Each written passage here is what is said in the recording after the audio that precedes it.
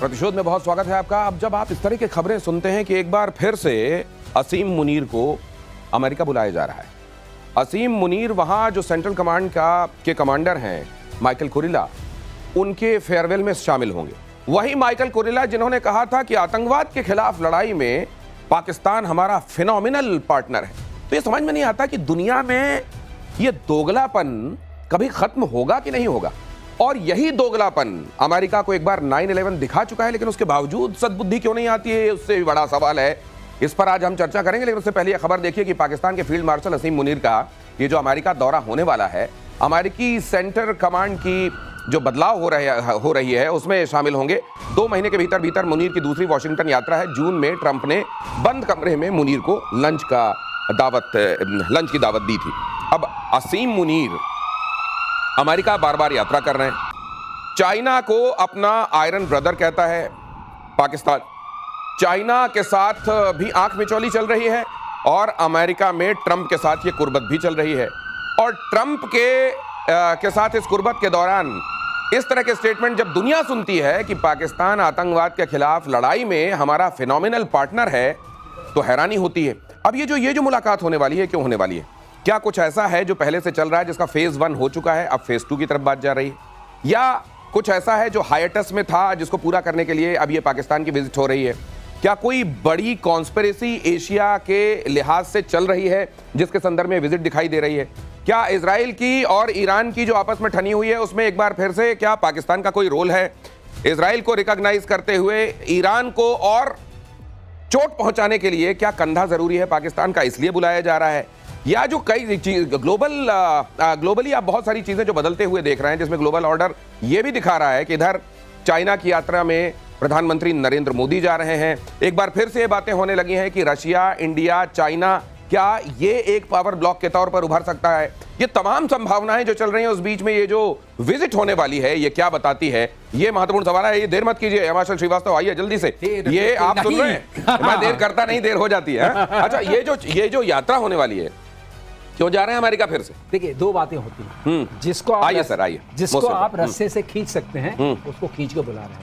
लेकिन कुछ संभावनाएं आपने बताई, उनको हम नकार नहीं सकते कि इजराइल और ईरान का जो कॉन्फ्लिक्ट चल रहा है, हूती जिस तरीके से रेड सी में करने की कोशिश कर रहे हैं, उस सबको अगर मिला जुला के देखें, इसका मतलब उनको एक एश्योर्ड इंस्ट्रक्शन देना है मुनीर को। मुनीर, तुम तैयार हो जाओ अपनी चीजें हमें देने के लिए। सोवरेनिटी की तो वहां कोई सवाल ही नहीं उठता है, और वहां से ईरान के ऊपर दबाव बनाने के लिए।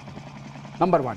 नंबर 2 ये है कि वो अब चूंकि हमारे प्रधानमंत्री भी चाइना की तरफ रुख कर रहे हैं, तो उससे कह रहे मुनीर, अगर तूने चाइना की तरफ देखा तो तेरा फिलहाल ठीक नहीं होगा। मैंने बहुत इन्वेस्ट किया, तुम्हें एक लंच खिलाया, एक लंच और खा लो। दूसरी बात ये है। तीसरी बात जो संभावना है कि जो RIC की जो धुरी बन रही है, RIC की धुरी क्यों बन रही है? क्योंकि ये वायलेट कर रहे हैं। अगर ये चाहते हैं कि डॉलर वर्ल्ड करेंसी रहे, तो इन्हें जो इलेक्टेड, जो we are holding 1/5 of the whole population of the world, तो उसको तो आपको साथ रखना पड़ेगा। करेंसी कैसे चलेगी आपकी वर्ल्ड करेंसी? अगर जिसके साथ करेंसी आपकी चलती है, चाइना और इंडिया, उसको ही अगर अलग थलग करेंगे, लेकिन सर, तो लोग साथ जाएंगे। अब ये देखिए, कई चीजें। असीम मुनीर वहां जा रहे हैं, अमेरिका जा रहे हैं। मुनीर की फौज के बहुत सारे लोग रशिया की तरफ से लड़ने के लिए पहुंच गए हैं रशिया की सरजमीन पर। अब ये तो जाहिर है चाइना के इशारे पर हुआ होगा। ये जो चाइना और अमेरिका को बैलेंस, क्या ये पाकिस्तान तनी हुई रस्सी में चलने की कला सीख गया है और उसको बहुत अच्छे ढंग से क्या जनरल सिन्हा वो निभा रहा है, या आपको लगता है ये बहुत जल्द उसको एक्सपोज करेगा, 2 नावों की सवारी भारी पड़ेगी? पहली बात जो आप कह रहे हैं कि पाकिस्तान से काफ़ी लोग गए हैं रशिया की तरफ लड़ने, उसमें मेरा बहुत बड़ा क्वेश्चन मार्क है। ये ऐसा है कि नहीं है कि, या फिर ये प्रोपेगेंडा तो नहीं है? जेलेंस्की बोलता है, जेलेंस्की क्या क्या नहीं बोलता है। अच्छा, हाँ। तो भारत से भी कुछ लोग गए थे एज ए मिशनरीज, नेपाल से चले गए थे, तो वो हो सकते हैं।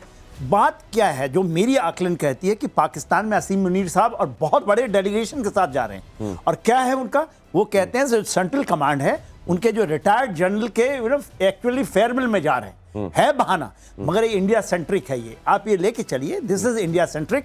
इंडिया ने जिस तरह से उनके 50% वाला और RIC वाला जो आपने बात की, उसके कारण उनके पैर की जमीन से नीचे निकल गई। यदि उनको चाहते हैं, वो चाहते हैं सर। लेकिन मेरा सवाल यह है कि क्या अमेरिका के इस तरह के रुख की वजह से ही RIC की बात एक बार फिर हो रही है, और बहुत जल्दी ये आरआईसी की बात आरआईपी में हो जाएगी, या वाकई इस बार आरआईसी कुछ फॉर्मिडेबल तरीके से सामने आता दिखाई देगा? पाकिस्तान में फिर से जैश ए मोहम्मद की बड़ी साजिश। अगली खबर, जैश फिर से अपना हेडक्वार्टर तैयार करने में लगा हुआ है। मसूद अजहर ने हेडक्वार्टर बनाने के लिए फंड जुटाने का काम भी शुरू कर दिया है। सोशल मीडिया पर जमात की तरफ से पोस्ट करके दावा किया गया है। इस समय वो दावा मैं आपको स्क्रीन पर दिखा रहा हूं। ऑपरेशन सिंदूर के दौरान भारतीय सेना ने बहावलपुर में जैश हेडक्वार्टर सुभान अल्लाह मस्जिद जो है उसको लेकर, ये आप जानते हैं ऑपरेशन सिंदूर में उस पर हमला किया गया था और उसको एक तरीके से डिसमेंटल इसलिए किया गया था ताकि वहां पर जो आतंकवादी गतिविधियां पनप रही थी उसको खत्म किया जाए, और उसको फिर से बचाया जा रहा है। सर ये मुझको लगता है पहले ही इनको जो लोन मिला था उससे बड़ा हिस्सा तो ये मसूद अजहर को दे चुके हैं। अब किस चीज की क्राउड फंडिंग चल रही है? ये क्राउड फंड इसलिए कि उसको और मजबूत बनाना चाहते हैं। लेकिन इस बात से एक बात जोड़ना चाहूंगा, आप देखिए इस वक्त मुनीर वहां जा रहे हैं और ये यूएस बैंड टेररिस्ट ऑर्गेनाइजेशन है, ऐसा नहीं है, और यूएन बैंड है। ऐसा नहीं कि मुनीर के संरक्षण में ये पल बढ़ रहा है फिर भी मुनीर को बुलाया जा रहा है। तो मुझे मन में एक ख्याल आता है, एक चीज मैं जरूर कहना चाहूंगा, इस पूरे पीरियड में 6 महीने जो ट्रंप रहे हैं प्रेसिडेंट, इनकी नेटवर्थ पहले 2.1 बिलियन डॉलर्स थी, आज बढ़ करके ये 5 बिलियन डॉलर्स हो गई करीब करीब। और उसमें किसका सबसे बड़ा रोल रहा है? क्रिप्टो करेंसी का। इनके नाम पे यूएस में एक डॉलर ट्रम्प करके क्रिप्टो करेंसी है। इन्होंने यहाँ पर जो स्टीव विटकॉफ हैं, जो उनके मिडिल ईस्ट के खास वो हैं इन्वॉय प्रतिनिधि, उनके बेटे ने और इनके दोनों बेटों ने, ट्रम्प के दोनों बेटों ने मिलजुल के 60% पाकिस्तान की क्रिप्टो करेंसी में लगाया है। अच्छा, जो उनका ऑर्गेनाइजेशन है वेल्थ लिबरल फाइनेंशियल्स करके, तो उसके थ्रू लगाया है। इसका मतलब पाकिस्तान में जो करेंसी है और उसमें शेख जो हैं अबू धाबी के, उनका 2 बिलियन डॉलर लगा हुआ है। तो अब आप समझिए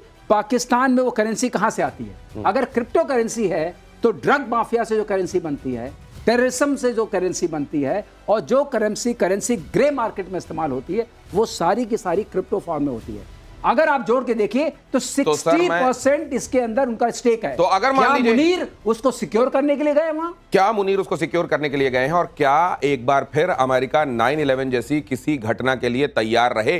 क्योंकि अगर आप इस तरीके से सांप के साथ रहते हुए, खेलते हुए खुद को डसने से बचाना भी चाहते हैं, तो फिर वो एक दिन आपका वो सपना ही रह जाएगा। क्या ये 9/11 जैसी घटना, क्या बड़ी आतंकवादी एक तरफ पाल रहे हैं आप, वो पैसे भी आपको चाहिए।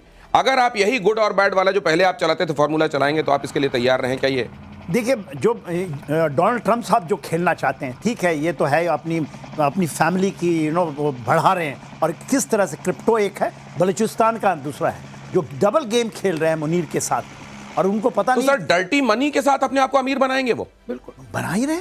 आपको पता होना चाहिए सेकंड टर्म में भारत के अंदर में इनकी 15 जो इनकी प्रॉपर्टीज की आ गए, जो ट्रम्प टावर की बात करते हैं, 15 तो भारत में आ गए, पूरे विश्व के अंदर है। विश्व के अंदर में आप देखिएगा, और हर एक लोग इनको गोल्फ कोर्स के लिए जमीन मुहैया कराना चाहता है। आप देखिए डोनाल्ड ट्रंप कर क्या रहे हैं। डोनाल्ड ट्रंप को ये है कि उनका केवल 2 साल का जो है, ये he is in Hari, because वो 2028 के बाद तो रहेंगे नहीं, ये तो आप लेके चलिए ना।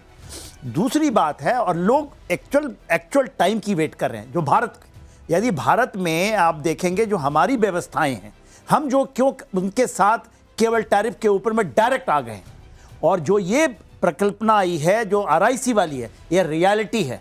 मोदी जी इसके ऊपर में काम 2016 से कर रहे थे। वो चाहे वुहान में गए थे समझाने के लिए, 2019 में समझाने की चेष्टा की। देखो हाथी और जब बात होती है ना कि ड्रैगन, और उन्होंने पहली बार ये समझा है। तो देखिए बड़ी गेम, तो ये बैलेंस